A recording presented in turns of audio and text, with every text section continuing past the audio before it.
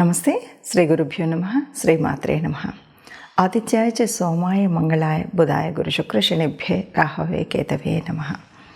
శ్రీమాత శ్రీ మహారాజ్ఞి శ్రీమత్ సింహాసనేశ్వరి చిదగ్నికుండ సంభూత దేవకార్య సముద్యత ఉద్యద్భాను సహస్రాభ చతుర్భావ సమన్విత రాగస్వరూప షడ్జ క్రోధాకారాంకుశోజ్వల శ్రీమాత్రే నమ.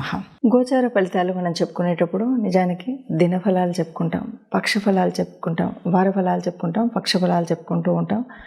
ఇలా మనం ఎందుకు చెప్పుకుంటున్నాం? మరి ఆ ఒక్క రోజులో అంత మార్పు ఉంటుందా అంటే, ఆ ఒక్క రోజుకు గాను ఏదైనా గ్రహాల యొక్క యుతి, దృష్టి, వీటి యొక్క ప్రభావం వల్ల మన మీద ఎలా ఉంటుంది అని చెప్పుకోవడం కోసం చెప్పుకునేటువంటిది.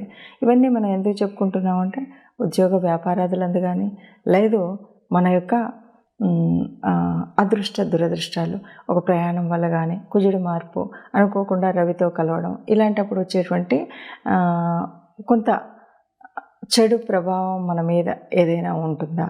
లేదు చాలా మంచి జరిగేప్పుడు మనం ఏదైనా కొత్త విషయాలను ప్రారంభించడానికి వీటి కోసం చేసుకునేటువంటి ముందు తెలుసుకునేటువంటిది, ముందు జాగ్రత్త తీసుకునేటువంటి ప్రయత్నమే ఈ ప్రయత్నం. ఇట్లా మార్చి నెలలో మరి మార్చి 2024 గాను 1వ తారీఖు నుండి 15వ తారీఖు వరకు ఉండేటువంటి గ్రహస్థితి ఎలా ఉంది అని చెప్పుకుంటే, ముఖ్యంగా చెప్పుకోవాలి అంటే ఈ గ్రహస్థితి మీనంలో ఇప్పటి వరకు ఏ గ్రహం లేదు, కానీ 7వ తారీఖు నుండి బుధుడు వచ్చి చేరుతాడు. ఎవరున్నారు ఇప్పటి వరకు మీనంలో అంటే రాహు ఉన్నాడు. రాహుతో బుధుడు చేరుతున్నాడు కాబట్టి వచ్చేటువంటి పరిణామాల వల్ల కొంచెం ఆర్థికంగా వీటిలలో మనం ఏ రకమైనటువంటి ఎలా ఉండాలి అనేది తెలుసుకోవడం కోసమే.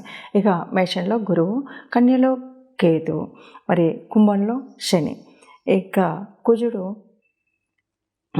దాదాపు కుజుడి యొక్క మార్పు మనం చెప్పడానికి లేదు. ఎందుకు అంటే మకరంలోనే ఉంటాడు.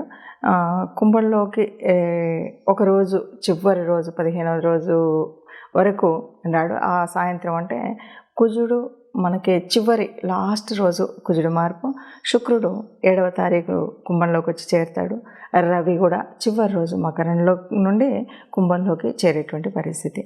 ఈ నెలలో మనకి అంటే ముఖ్యమైనటువంటివి ఏది చూడాలి అంటే, మొదటి పక్షంలో చూస్తే కనుక అమావాస్య మాత్రం ఉంది. అలాగే శివుడి యొక్క దినమైనటువంటి శివరాత్రి మనకు మొదటి పక్షంలో కనిపించేటువంటి మార్పులు చేర్పులు. ఇలా ఉన్నటువంటి గ్రహ పరిస్థితుల్లో మరి ద్వాదశ రాశుల వారికి ఎలా ఉంటుంది, ఒక్కొక్క రాశి వారికి ఆర్థికంగా, వ్యాపారపరంగా, లేదు ఉద్యోగపరంగా, సంతానపరంగా, వివాహపరంగా ఏ రకమైనటువంటి పరిస్థితులు ఉంటాయో చూద్దాం. తదుపరి రాశి కుంభరాశి. కుంభరాశి వారికి ఎట్లా ఉంటుంది అంటే, కుజుడు 16 రాశిలోకి 16లోకి వచ్చేస్తాడు. కాబట్టి ఇక్కడ ఎట్లా ఉంటుందంటే, తల్లి ఆరోగ్య విషయంలో చాలా జాగ్రత్తగా ఉండాలి కుంభరాశి వారు. ఇక ఫైనాన్స్ విషయంలో కూడా అంతే జాగ్రత్త తీసుకోవాల్సినటువంటి ఉంటుంది. ఇంకా సోదరులు ఎవరైనా ఉంటే వాళ్ళు చేసేటువంటి పనుల మూలంగా మనకు స్ట్రెస్ వస్తుంది, బాగా స్ట్రెయిన్ అవుతాం అనమాట. మనం ఏదో అనుకుంటాం, వాళ్ళు ఏదో చేసి వస్తారు, వాళ్ళు మనకు చికాకు కలిగిస్తారు. ఎదిగినటువంటి వాళ్ళంటే మనల్ని ప్రశాంతంగా ఉండనిచ్చేటువంటి పరిస్థితి ఉండకుండా ఏదో గొడవలు, ఇలాంటి పరిస్థితి వల్ల మనకు ఇబ్బందులు కలుగుతాయి. కాబట్టి అవి రాకుండా ఉండడానికి కొద్దిగా ప్రయత్నం చేయాలి.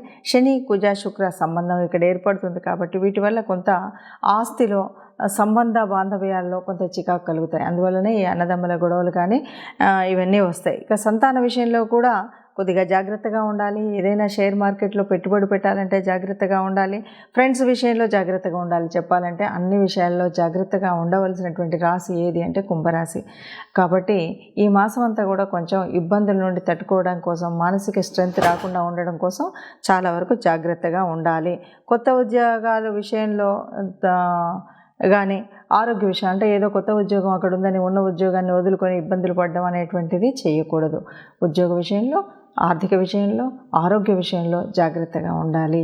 చూశారు కదా. మరి ఇప్పటి వరకు ఉన్నటువంటి గ్రహస్థితి ఇలా ఉంది కాబట్టి మరి మనం ఇలా ఉన్నటువంటి గ్రహస్థితిలో ఏదైనా పరిహారాలు చేసుకోవాలి అంటే ఏం చేయాలి దీనివల్ల? ఎందుకంటే దాదాపుగా మనం చెప్పాలి అంటే ఒక మాట చెప్పొచ్చు, ఎప్పుడూ కూడా ఈ గ్రహాల యొక్క ప్రభావం మన మీద ఎలా ఉంటుంది అంటే, సహజంగా మన పూర్వపుణ్య ఫలితంగానే ఈ గ్రహాల యొక్క పరిస్థితి అంటే గోచారరీత్యా మారుతున్న జన్మజాతకంలో ఉన్నటువంటి గ్రహాలు కానీ ఇప్పుడు మనకు అంటే ఏలినాటి శని, అర్ధాష్టమ శని, ఇవన్నీ అష్టమ శని, ఇవన్నీ కనిపిస్తూ ఉంటాయి కదా. ఇవన్నీ ఎందుకు ఉంటాయి ఏమిటి అంటే ముఖ్యంగా మనకు మన యొక్క కర్మఫలం వల్ల.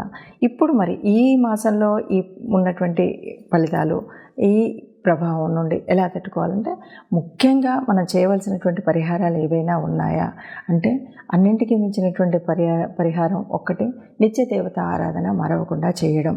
ఇక రెండవది మనకున్నటువంటి రాహు కేతు, ఈ 2 గ్రహాలు కూడా కొంత ఇబ్బందిని కలిగించేటువంటివి.